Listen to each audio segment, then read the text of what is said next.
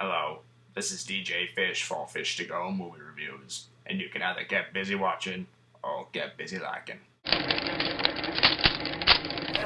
That's the picture.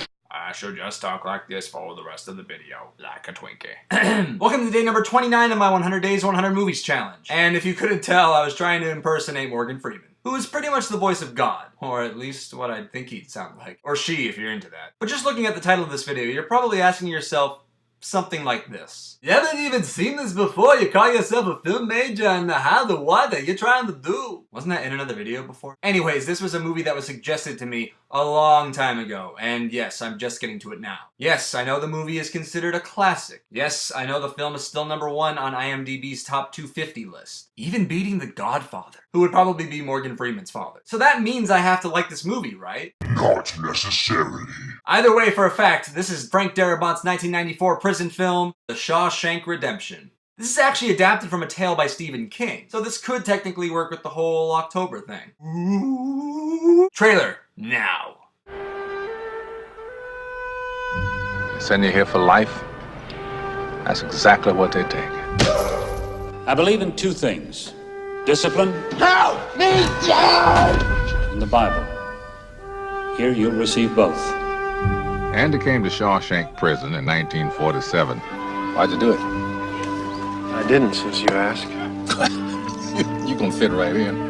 I must admit, I didn't think much of Andy first time I laid eyes on him. He had a quiet way about him. A walk and a talk that just wasn't normal around here. There are places in the world that aren't made out of stone. There's something inside that they can't touch. What are you talking about? Hope. Let me tell you something, my friend. Hope is a dangerous thing. Damn it, Dufresne, you're putting me behind! Hope can drive a man insane.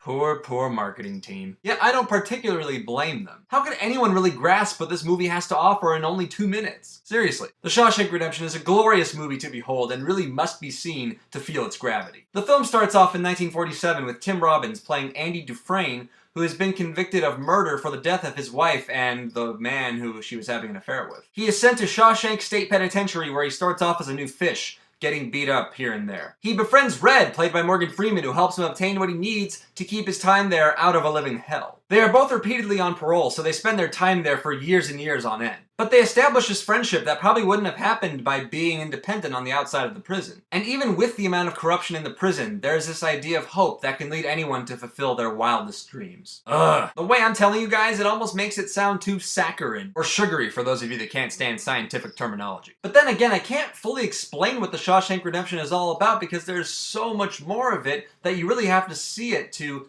believe. It's a weighty film that contains powerful imagery, direction, performances, writing, and musical score that it actually is worth its weight in gold. Set almost entirely within Shawshank Prison, we see the development of Andy and Red's friendship as well as the individual lives of other inmates and authorities. Writer and director Frank Darabont allows this precious and personal time with our heroes, lingering on conversations as he moves the camera along slowly before he reaches a close-up, or just keeping our focus on a character without simply cutting away to the other character's reaction. It's almost something you rarely see in movies today, where producers are so caught up in how audiences' attention spans are going to play out that they have to splice everything up with 2-second cuts. But even so, his screenplay contains dialogue that is so concisely chosen that every ounce of breath is important to how we mentally make out the characters and plotline. Both Morgan Freeman and Tim Robbins deliver phenomenal performances and perhaps convey one of the greatest connections of friendship in the history of cinema. It's all within the way they look at each other or their mannerisms, or that they can both accept their fates. And that's because we believe these actors are these characters! They add this great amount of depth that I can't even imagine was originally called for in Darabont's screenplay. Roger Deakins' cinematography here,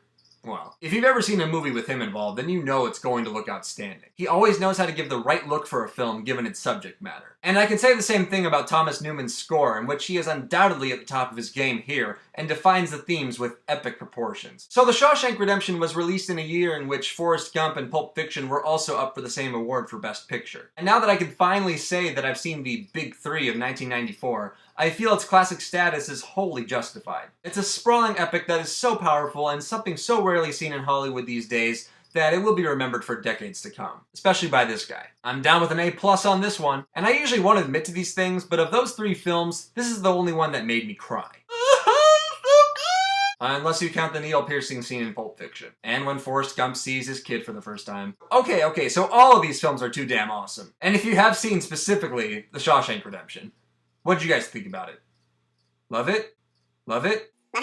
Leave one of those comments down below, and if you like any of my reviews or would just like to continue my 100 Days, 100 Movies challenge, then you can subscribe up above. We went from the 90s to the 80s, and now we're almost down to our 70s with 71 more films to go, so keep those suggestions and recommendations coming. Don't forget one of these guys. And once again, I'm DJ Fish for Fish to Go Movie Reviews.